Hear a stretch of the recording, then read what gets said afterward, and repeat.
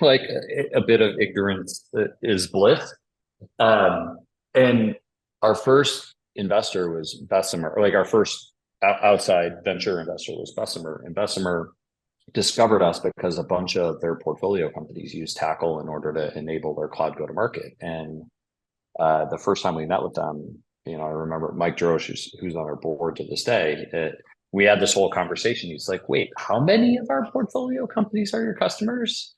And really, that triggered like, "Hey, okay, like explain more to me about this business. How do you see these things play out?" And that triggered their interest in Tackle. And ultimately, we weren't raising at the time, and they invested in a larger seed round that we did. We did an early seed round, then we did a larger seed round, and they were like, "Hey, we really want to put some money. We want to put some money in the company. We'd love to do an A." And we're like, "No, we're not ready. We don't need this." And but ultimately, they found their way there, and that like at the time, we always had this philosophy around investors where it's like your partner, like getting married. Like when the partner you work with, you're going to have a decade long relationship through good times and bad. And you really want that partner to be like, what is the complement that partner brings to you and your team and your board? And um, Bessemer and our partner really met that criteria, but we continued to use that.